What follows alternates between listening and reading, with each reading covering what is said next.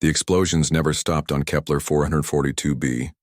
For 300 years, the crystal beings called Vorthak had been fighting the metal creatures known as Nexari. Every day brought new battles. Every night brought more death.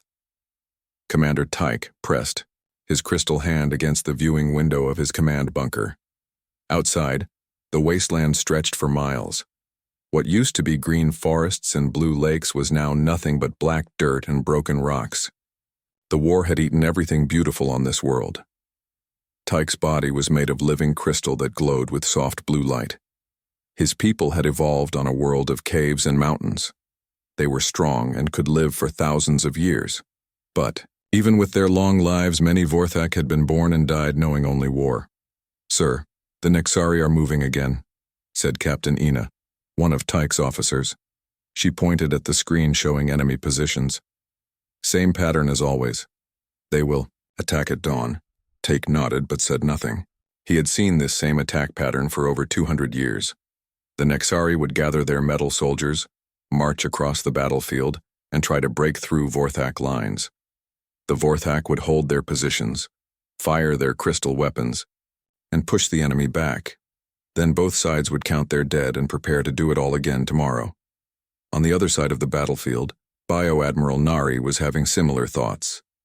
Her body was part flesh and part machine. Silver tubes ran under her skin and her eyes glowed green with computer data. The Nexari were master builders who could change their bodies with technology. But all their knowledge could not end this stupid war. "The crystal beings are ready for us again," said her assistant, a creature that was more machine than anything else. "Our attack will fail like all the others." Nari's metal fingers drummed on the table. She had been fighting this war for 150 years. Her grandmother had fought it before her. Her great-grandmother had been there when it all started. 3 centuries of the same battles, the same tactics, the same results.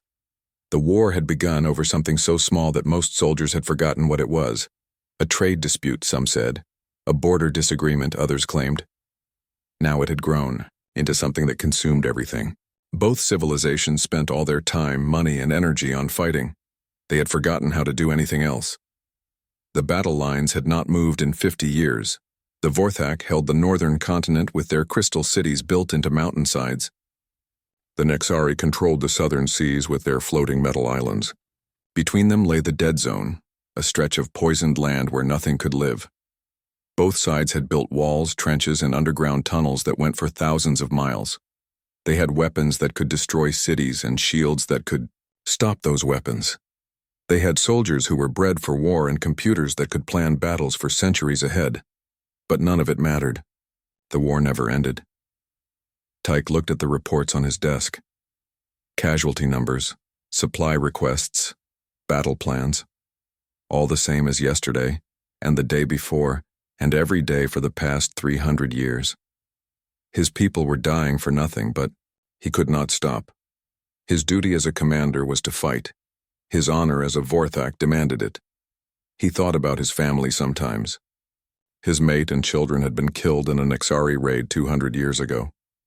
He could barely remember their faces now. The war had taken everything from him, just like it had taken everything from everyone. Far above the planet, in the cold darkness of space, something new was coming. A small ship moved between the stars, its metal hull reflecting starlight. Inside, Captain June checked his navigation systems. He was human, with brown skin and black hair. His species was young compared to the ancient Vorthak and Nexari. Humans had only been traveling between stars for a few hundred years. "We are getting close to the target system," said his navigator, Lieutenant Bin. "Should be there in 6 hours." June nodded. They were on a simple mission to map new star systems and look for planets that humans might settle on someday. Earth was getting crowded, and humanity was always looking for new homes among the stars. "Any signs of intelligent life?" June asked. "Some. Strange energy readings," Bin replied. "Could be natural phenomena, could be technology. Hard to tell from this distance." Their ship, the Aurora's Edge, was small and fast. It was built for exploration, not fighting. The humans aboard had no idea they were flying toward the longest war in galactic history. Down on the planet, the dawn attack began right on schedule. Nexari metal soldiers marched across the dead zone while crystal warriors waited in their trenches. Weapons fired. Explosions lit up the sky. Soldiers fell and died. Tyke watched through his viewing scope as the enemy advanced. He had seen this exact same attack thousands of times. The Nexari would reach the first line of defense, lose half their soldiers, then retreat. Tomorrow, they would try again with a slightly different approach that would also fail. Fire crystal. Cannons, Tyke ordered. Blue beams of energy shot across the battlefield, turning metal soldiers into slag. But more kept coming. There were always more. Nari watched her soldiers die through her own viewing systems. She knew most of them would not come back. She had known it before the attack even started. But she ordered it anyway because that was what commanders did in this war. They sent soldiers to die in battles that meant nothing. Pull back to secondary positions, she commanded. Her forces retreated in perfect order, just like they always did. Tomorrow she would send them forward again, and Tyke would order his soldiers to kill them again. The cycle never ended. Neither commander knew that high above them, human eyes were watching. Captain June's ship had arrived in the system and was observing the planet with long-range sensors. "Captain, you need to see this," said Lieutenant Bin, her voice full of shock. June looked at the sensor displays and could not believe what he was seeing. Energy signatures that could only mean weapons, massive structures that could only be military bases, and heat signatures that showed millions of living beings all focused on one thing: war. "How long has this been going on?" June asked. "Based on the size of those fortifications and the level of environmental damage," Bin said, running calculations, "I would guess hundreds of years, maybe more." June stared at the screen. His people had never seen anything like this. Humans fought wars, but they ended them. They made peace and moved on. But this looked like a war that had been going on longer than human civilization had existed. "Send a message to Earth Command," June said. "Tell them we have found something they need to know about." Far below, the battle ended for another day. Soldiers on both sides crawled back to their bunkers to rest, tend their wounds, and prepare to do it all again tomorrow. Neither Tyke nor Nari suspected that their ancient war was about to change forever. The humans had arrived, and humanity had never been very good at accepting that some things were impossible to fix. 3 months after Captain June's discovery, a much larger human fleet arrived at the war-torn system. Ambassador Hana stood on the bridge of the diplomatic vessel Harmony, watching the scarred planet grow larger on the main screen. She had spent her entire career making peace between different groups, but she had never seen anything like this. "The damage is worse than our report suggested," said Colonel Wu, the military advisor assigned to her mission. He was a thin man with sharp eyes who had fought in Earth's last major war 20 years ago. "Both sides have turned that entire world into a fortress." Hana nodded, studying the tactical displays. The planet was covered with weapons, walls, and bunkers. Even from space, she could see the clear division between the crystal cities of the north and the metal structures of the south. Between them lay what looked like a scar across the entire continent. "Have either side responded to our communications?" she asked. "Both sides have acknowledged our presence," replied Communications Officer Park, "but neither wants to talk. The crystal beings, the Vorthak, say we are too primitive to understand their conflict. The metal ones, the Nexari, claim we are chaos bringers who will disrupt their calculated approach to war." Hana almost laughed at that. Humans were certainly known for disrupting things, but usually that was considered a good trait. Her people had ended slavery, stopped genocides, and brought peace to dozens of worlds by refusing to accept that horrible. Things were just the way things are. "Set up separate communication channels with both sides," she ordered. "Tell them Earth offers to mediate peace talks with no conditions attached." Commander Take received the human message while inspecting his frontline trenches. The idea that these soft-skinned creatures could understand a war that had lasted 3 centuries seemed absurd. Humans had only recently learned to travel between stars. What could they possibly know about the complex honor codes and ancient grievances that fueled this conflict? "They claim to be peacemakers," said Captain Ina, reading from the message display. They want to arrange talks between us and the metal spawn. Tyke's crystal body flickered with annoyance. There can be no peace with the Nexari. They started this war by refusing to acknowledge our rightful claim to the outer rings.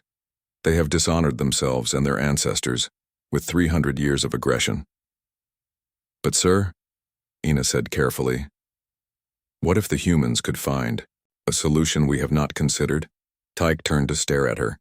In all his years of service, no Vorthak had ever suggested that outsiders might solve their problems. It went against everything their culture taught about honor, duty, and the sacred nature of their struggle. Send a response, he said finally. Tell them that if they wish to understand our cause, they must choose a side. We will accept them as allies if they prove themselves worthy. Otherwise, they should leave this system and never return. On the other side of the planet, Bio Admiral Nari was having a similar conversation with her staff. The Nexari had built their entire society around logic, calculation, and efficient solutions. The idea that emotional, unpredictable humans could improve on 3 centuries of careful planning was nearly impossible to process. Their approach to problem-solving appears random, said Synthesis Prime Yuna, speaking through the communication network that connected all Nexari minds. They make decisions based on feelings rather than data. Such chaos could contaminate our strategic calculations. Nari's cybernetic implants processed thousands of battle scenarios in seconds. In every simulation, adding human unpredictability to the conflict made the outcomes impossible to predict. For a species that had spent 300 years trying to calculate their way to victory, this was deeply disturbing. However, she said slowly, their technology shows surprising advancement for such a young species. Their ships use energy systems we have not seen before. Perhaps an alliance could provide tactical advantages. But can we trust beings who act without proper analysis? Asked another voice in the network. Nari considered this. The Nexari had tried every logical approach to ending the war. They had built better weapons, stronger defenses, and more efficient soldiers. Nothing had worked. Maybe logic was not enough. Send them our terms, she decided. If they wish to participate in this conflict, they must prove their worth by choosing to support the correct side. Ours. Ambassador Hana read both responses with growing frustration. She had dealt with stubborn negotiators before, but never ones who demanded. She picked sides in a war she was trying to end. Both sides want us to join their fight, she told Colonel Wu. Neither one will consider peace talks. That is not surprising, Wu replied, studying intelligence reports about both species. Look at their battle patterns. The Vorthak attack at dawn every day for religious reasons. The Nexari always respond with the same defensive formation. They have been fighting the same battle for centuries without changing anything. Why? Hana asked. Because changing tactics means admitting the old ones were wrong, Wu explained. The Vorthak would lose honor. The Nexari would have to recalculate everything they believe about warfare. Both sides are trapped by their own cultures. Hana walked to the viewing window and stared down at the planet. Somewhere down there, millions of beings were dying in a war that neither side could win or end. All because they were too proud or too afraid to try something different. What would happen if we refused to pick a side, she asked. Colonel Wu smiled grimly. Based on their responses, they would probably declare us enemies of both civilizations. We would be forced to leave or be destroyed. And if we left? The war continues for another 300 years, maybe longer. Hana made her decision. Send messages to both sides. Tell them that Earth cannot in good conscience choose between them. Instead, we formally request that both civilizations end this conflict through negotiated peace. And if they refuse, asked Communications Officer Park, then we make it clear that Earth will not tolerate the continued slaughter of sentient beings in our local galactic region, Hana said firmly. This war is a threat to peace and stability. If they will not end it voluntarily, we will help them. End it. The responses came back within hours. Both were essentially the same. Absolute refusal to negotiate, and demands that humans leave the system immediately. War Marshal Kang of the Vorthak sent an additional message that was particularly insulting. Soft beings who live short lives cannot comprehend the honor at stake in this conflict. Leave now, or be swept aside like dust. The Nexari response was more clinical but equally dismissive. Species displaying chaotic behavioral patterns cannot contribute meaningfully to strategic solutions. Departure recommended to avoid contamination of battlefield calculations. Colonel Wu read both messages and shook his head. They really do not understand what they are dealing with, do they? What do you mean? Hana asked. They keep calling us soft and chaotic as if those are weaknesses, Wu explained. But humans ended the Martian Independence War in 6 months by being unpredictable. We stopped the Europa mining conflict in 3 weeks by ignoring all the established rules of space warfare. Every time someone calls us weak or chaotic, we prove them wrong by winning. Hana nodded slowly. She had hoped to solve this through diplomacy, but both sides had made that impossible. They saw humanity as weak and primitive. They thought humans would back down when faced with superior technology and ancient military traditions. They were about to learn how wrong they were. Send a final message to both civilizations, she ordered. Tell them that as of today, Earth considers itself at war with both the Vorthak Empire and the Nexari Collective. Not as allies of either side, but as enemies of this pointless conflict itself. Communications Officer Park stared at her. Ma'am, are you declaring war on both sides simultaneously? That is exactly what I am doing, Hana replied. And call General Jiho. Tell him to bring the Second Fleet. We are going to show these ancient civilizations what happens when they underestimate humanity. Down on the planet, both Tyke and Nari received the human declaration of war with shock and confusion. In 300 years of conflict, no species had ever been foolish enough to fight both sides at once. It made no strategic sense. But as they would soon discover, making strategic sense had never been humanity's strong point. Humans specialized in doing the impossible, especially when everyone said it could not be done. The eternal war was about to become much more complicated. General Jiho arrived with 50 human warships and a reputation that made even Earth's enemies nervous. He was a small man with gray hair and quiet eyes, but he had never lost a battle in 30 years of military service. The Martian rebels had called him the Ghost because he appeared where enemies least expected him. The Europa pirates had called him the Storm because his attacks came fast and disappeared faster. Now he stood on the bridge of the battleship Indomitable, studying tactical displays of the alien war zone. His staff officers waited quietly while he absorbed 3 centuries of battle data in less than an hour. This is fascinating, he said finally. Both sides have forgotten how to actually win a war. They only know how to fight one. Lieutenant Su, his youngest pilot, looked confused. Sir, what is the difference? Fighting a war means destroying your enemy's ability to resist, Jiho explained. What these aliens are doing is just maintenance. They attack the same targets every day, defend the same positions every night, and never try to actually end the conflict. Colonel Mun, his intelligence officer, nodded agreement. The Vorthak have not changed their battle plans in over a century. The Nexari use the same defensive formations their great-grandparents used. Both sides seem to think that if they just keep doing the same things, eventually they will win. That is not how humans fight wars, Jiho said with a thin smile. We fight to win, not to maintain traditions. Show me their defensive positions. The holographic display showed the planet's surface in detail. Massive walls, underground bunkers, weapon platforms that stretched for thousands of miles. Both sides had turned their territories into impregnable fortresses. Impressive, Lieutenant Su said. How do we break through defenses like that? We don't, Jiho replied. We ignore them completely. 3 days later, the first human assault began. But instead of attacking the heavily defended battle lines where the aliens expected them, Jiho's forces struck at places the two sides had forgotten were important. Lieutenant Su led her fighter squadron against a Vorthak supply depot far behind enemy lines. The crystal beings had not bothered to defend it properly because no one had attacked their supply lines in 200 years. The concept of cutting off enemy resources had been abandoned in favor of direct frontal assaults. Target the storage facilities, Su ordered her pilots.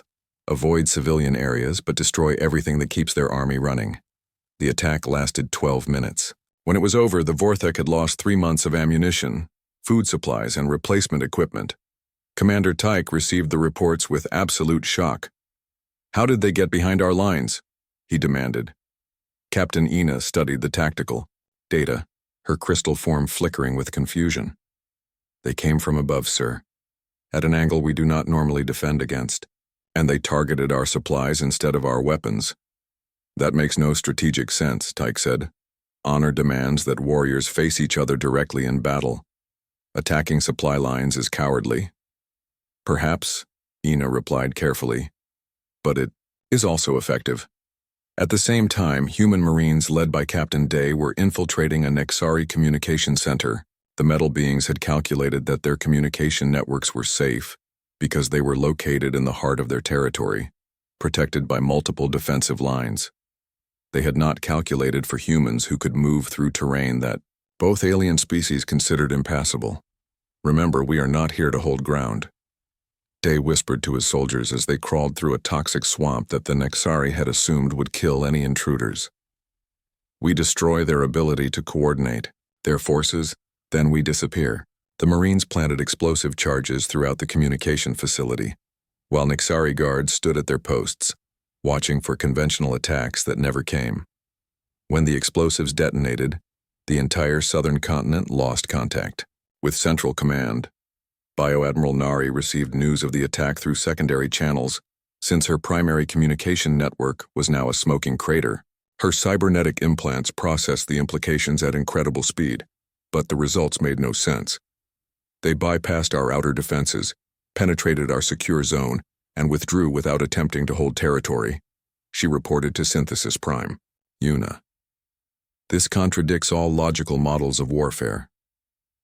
"Perhaps they made an error in planning," Una suggested. "No," Nari said slowly. "I believe they accomplished exactly what they intended. They have disrupted our ability to coordinate responses while maintaining their own mobility. It is strategically sound, but tactically chaotic. The human attacks continued for weeks, but never in the same place twice, and never using the same methods.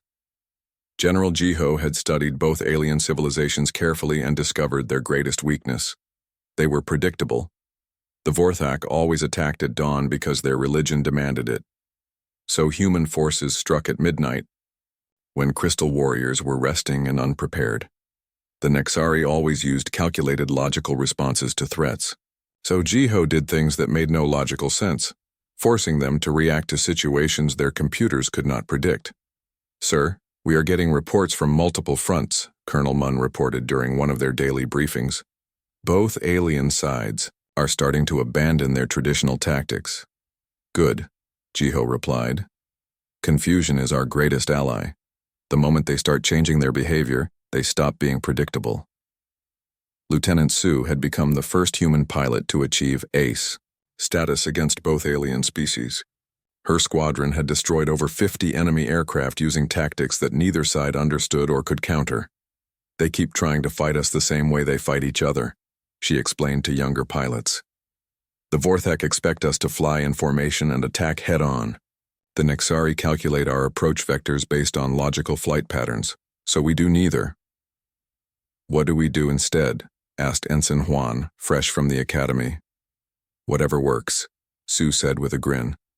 "Yesterday, I flew upside down through a crystal canyon because their targeting systems could not track an inverted fighter.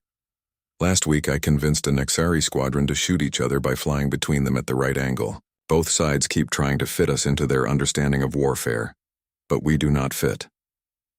The breakthrough came during the Battle of Kepler 442b's northern hemisphere. Sub-Marshal Day of the Vorthak had gathered 3,000 crystal warriors in defensive positions that had never been breached in 2 centuries of warfare. The trenches were deep, the weapons were powerful, and the warriors were ready for anything, except for 200 human Marines who approached from underground. "Captain." Jin led the tunneling operation, using mining equipment to dig beneath the Vorthak fortifications. His engineers had studied the geological surveys and found weaknesses in the crystal bedrock that the defenders had never considered. "Remember, we are not trying to kill everyone," Jin told his soldiers as they prepared to emerge behind enemy. Lines. We want them to surrender, not die. Dead enemies cannot tell their friends how we beat them. The humans erupted from the ground in the middle of the Vorthak camp, but instead of fighting, they immediately offered surrender terms to anyone who wanted to stop fighting. This had never happened before in the 300-year war. Neither side had ever tried to capture enemies rather than kill them. Sub-Marshal Day found himself surrounded by human soldiers who were pointing weapons at him, but also offering him food and medical care. The cognitive dissonance was overwhelming. "Why? Do you not kill me?" he asked Captain Jin. "I am your enemy." "You were my enemy when you were shooting at me," Jin replied. "Now you are my prisoner, which makes you my responsibility. My job is to keep you safe until this war is over." "But the war will never be over," Day protested. "It is eternal. It is our purpose." Jin smiled sadly. "That is what you have been told. But every war ends eventually, usually when people get tired of fighting and decide to try something else." News of the human victory spread quickly through both civilizations. For the first time in 3 centuries, a major defensive position had fallen, and instead of massacring their enemies, the humans had captured them and were treating them well. Both the Vorthak Empire and the Nexari Collective began to realize that they were facing something completely outside their understanding of warfare. These humans did not fight for honor or logical objectives. They fought to win, and they were willing to use any method that worked. More disturbing still, the humans seemed to genuinely want the war to end.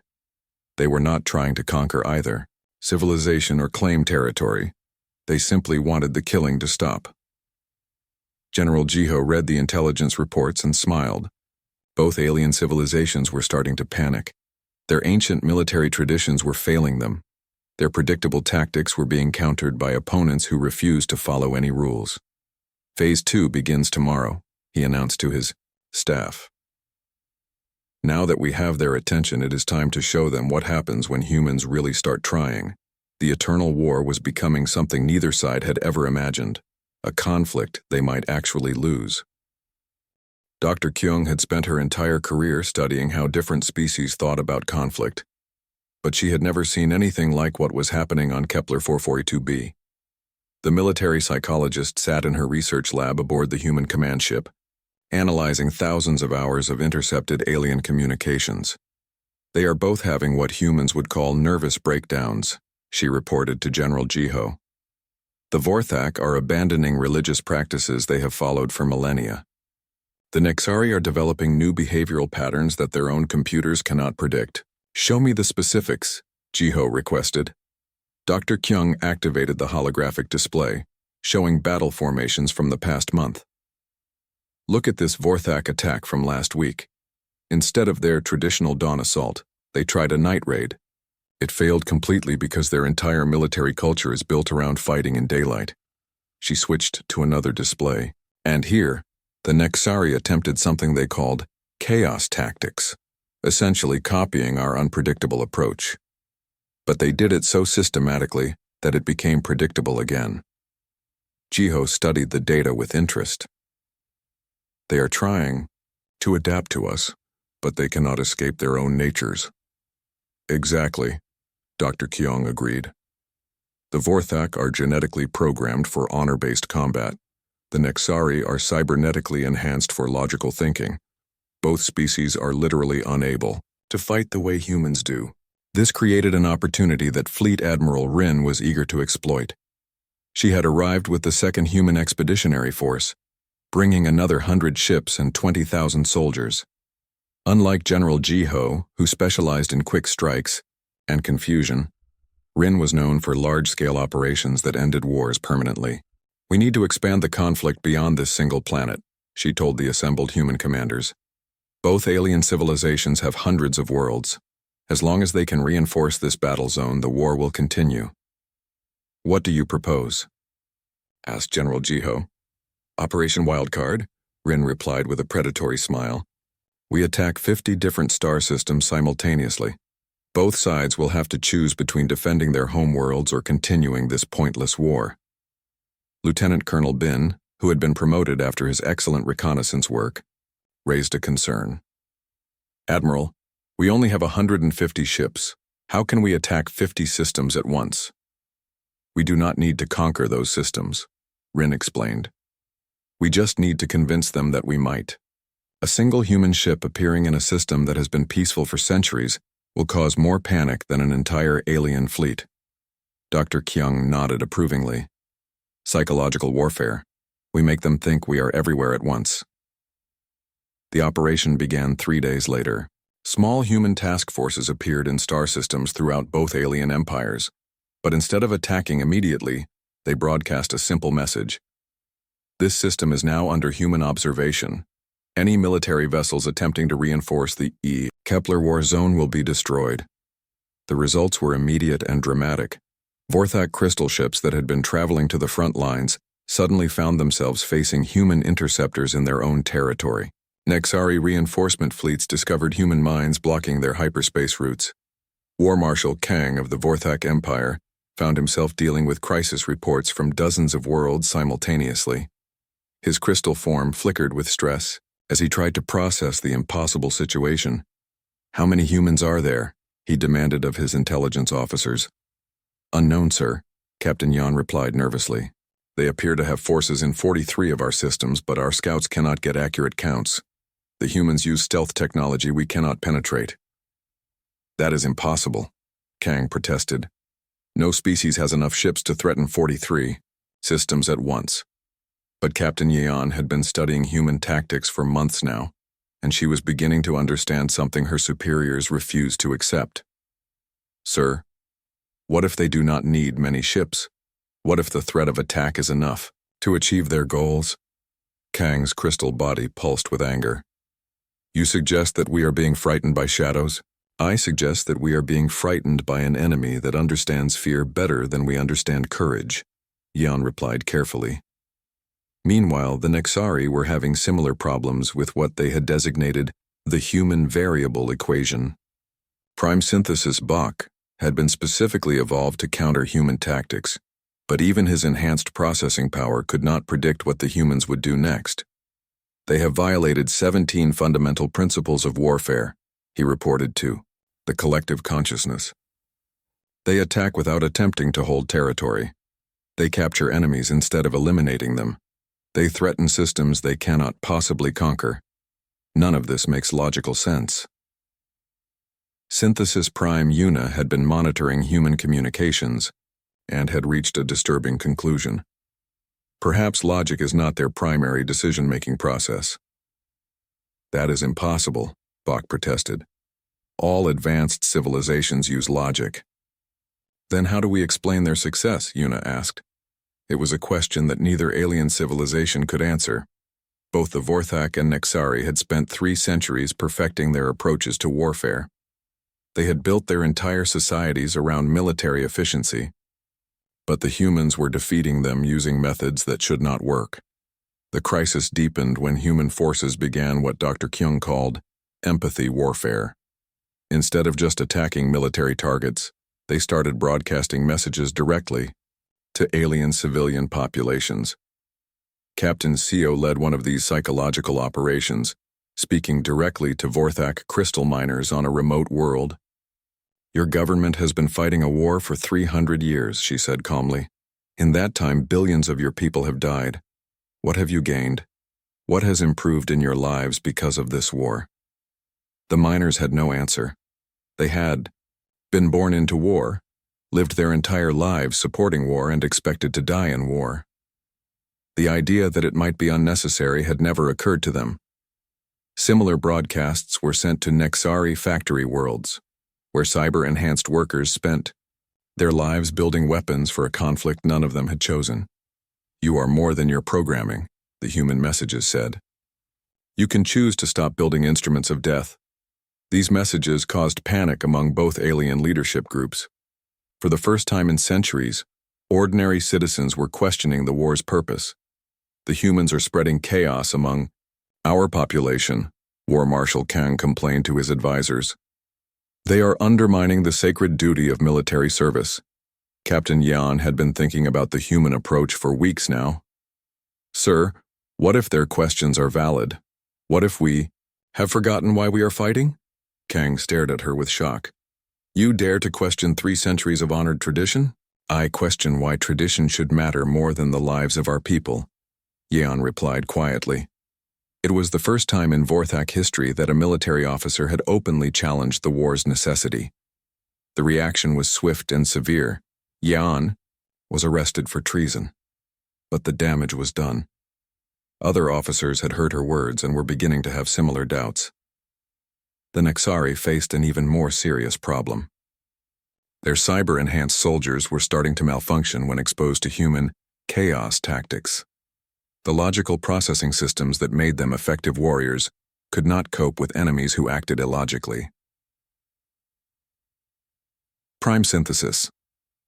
Bach reported the crisis to the collective consciousness. Human unpredictability is causing system failures in our enhanced warriors.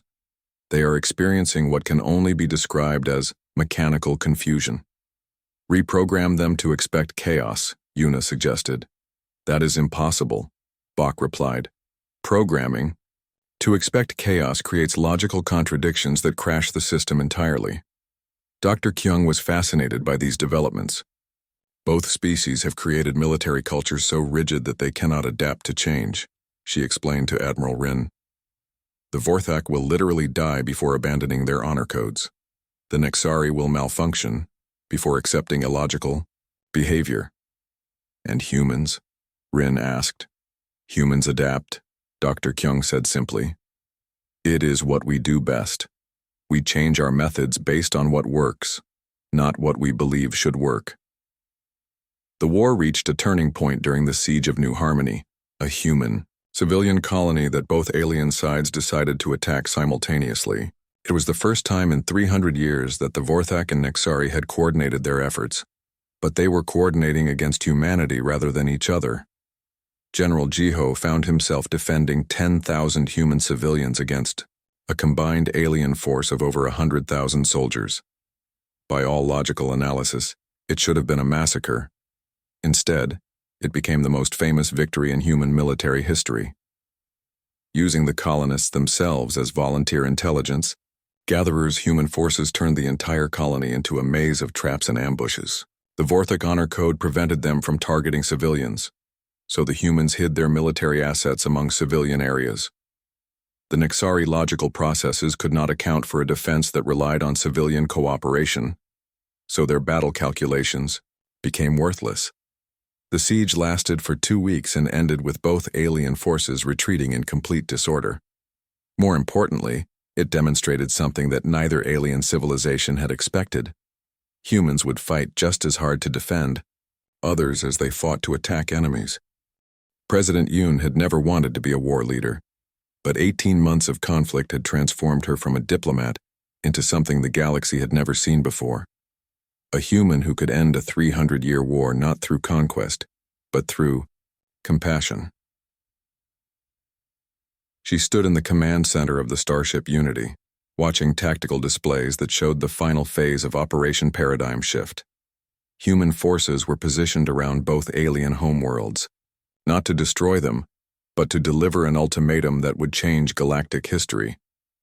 Both civilizations are ready to receive our message, reported Admiral Rin. Their defense fleets are in position, but they know they cannot win a direct confrontation. President Yoon nodded.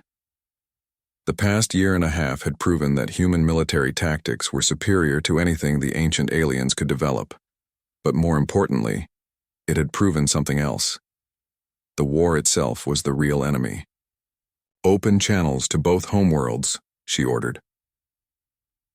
On the crystal world of Vorthak Prime, War Marshal Kang gathered with the High Council in their sacred crystal chamber.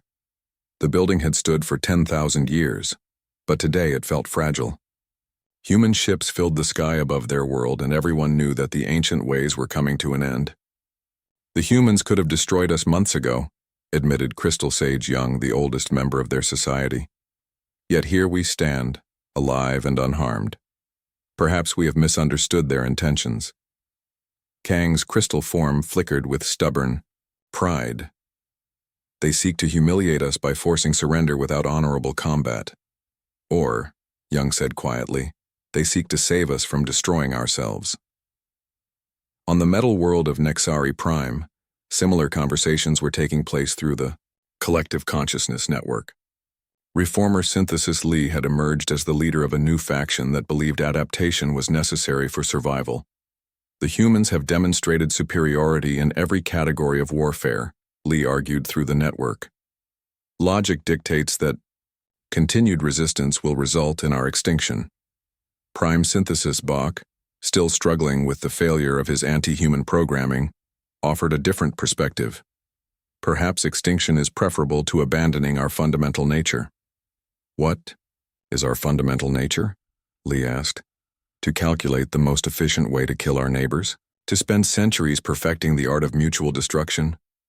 It was a question that cut to the heart of both civilizations' crisis. The humans had not just defeated their military forces, they had forced both species to examine what they had become. President Yoon's message began broadcasting simultaneously to both worlds. Her voice was calm but firm, carrying the weight of humanity's final offer. People of the Vorthak Empire and the Nexari Collective, she began. For 18 months, human forces have demonstrated that your 300-year war could end at any time. We have defeated your armies, captured your soldiers, and proven that neither of your civilizations can continue this conflict against our opposition. On both worlds, billions of beings listened in silence. But we did not come here to conquer. You, President Yoon continued. We came to offer you something your leaders have forgotten how to imagine. Peace. Captain Yeon, recently released from prison and now leading a growing peace movement among the Vorthak, watched the broadcast with tears flowing down her crystal face. For the first time in her life, she was hearing someone speak of ending the war not as defeat, but as victory. Today we offer both civilizations a choice, President Yoon said. You can continue fighting each other, but you will do so without the resources, reinforcements, and territory that human forces now control. Your war will become a slow death that benefits no one. Admiral Rin had planned this moment carefully. Human forces controlled the supply lines, communication networks, and strategic resources that both alien civilizations needed to continue their conflict. They could keep fighting, but it would be like two people dueling while slowly starving. Or, President Yoon continued, you can choose to join something unprecedented in galactic history, a tri-species alliance dedicated to peace, cooperation, and the shared prosperity of all sentient beings. The offer was revolutionary. No species in galactic history had ever proposed genuine equality between former enemies. The strong conquered the weak, or the weak submitted to the strong. But humans were offering partnership. We do not ask you to abandon your cultures or forget your histories, President Yoon said. The Vorthak commitment to honor can be redirected toward protecting the innocent. The Nexari gift for logic can be used to solve the galaxy's problems rather than create new ones. On Vorthak Prime, Crystal Sage Young spoke into the silence that followed the broadcast. She offers us a chance to become what we were before the war consumed us. War Marshal Kang struggled with concepts his warrior culture had never prepared him for. But what of our honor? What of our duty to our ancestors who died in this conflict? Young's ancient crystal body pulsed with gentle light. Perhaps our greatest honor would be ensuring that no more generations die for the same cause. Perhaps our duty to the dead is to build something worthy of their sacrifice. On Nexari Prime, the collective consciousness was processing the implications of the human offer. Reformer Synthesis, Lee had gained support from nearly half the population, but Prime Synthesis Bach still represented those who could not accept change. Joining with the humans means acknowledging that our 3 centuries of calculations were wrong, Bach argued. No, Lee replied. It means acknowledging that our calculations were incomplete. We calculated how to fight efficiently, but we never calculated whether fighting was necessary. The decision process took 3 days. On both worlds, populations that had known only war struggled to imagine peace. Military leaders who had built their identities around conflict had to consider whether they could find purpose in cooperation. Ambassador Hana, who had begun this process with a simple offer to mediate, now found herself preparing for the most important negotiation in galactic history. The first Galactic Council meeting would take place in neutral space, aboard a human station, built specifically for the occasion. "Are you ready for this?" President Yoon asked her. "No one could be ready for this," Hana replied honestly. "We are trying to do something that has never been done before. 3 species with completely different cultures, trying to build something together." "But you think it can work?" Hana looked through the viewing port at the massive space station where representatives from all 3 civilizations were gathering. "I think it has to work. The alternative is too terrible to accept." The final moment came when both alien civilizations announced their decisions. The Vorthak, led by a coalition including Crystal Sage Young and Captain Yan, voted to join the HFY alliance by the narrow margin of 52%. The Nexari, influenced by reformer Synthesis Lee's logical arguments about survival, voted to join by 68%. Not everyone was happy with the decision. War Marshal Kang and Prime Synthesis Bach both refused to participate in the new alliance, but they were outvoted by their own people, many of whom had grown tired of centuries of pointless death. The first Galactic Council session was awkward, tense, and frequently interrupted by translation errors. Vorthak concepts of honor did not translate well into Nexari logic, and human pragmatism seemed chaotic to both alien species. But it worked. Slowly, carefully, with many setbacks and compromises, the 3 species began learning to cooperate instead of fight. 6 months later, Ambassador Hana stood in the observation deck of the new Galactic Council station, watching something unprecedented in the galaxy's history. Vorthak Crystal Warriors were training alongside human Marines and Nexari cyber soldiers, not for war, but for peacekeeping operations. The former war zone on Kepler 442b had been transformed into the galaxy's first multi-species training facility, where crystal beings and metal creatures had once tried to kill each other. They now learned to work together under human instruction.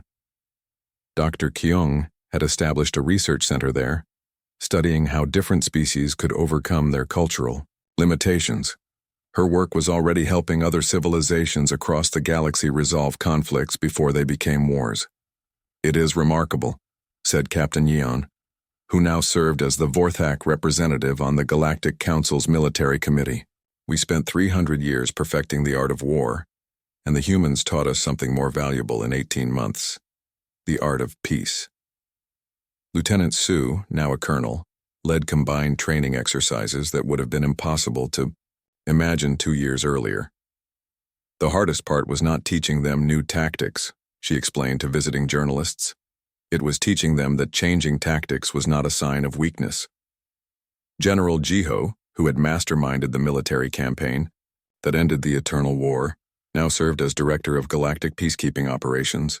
His office walls were covered with maps showing not battle plans, but humanitarian missions and cooperative projects between former enemies.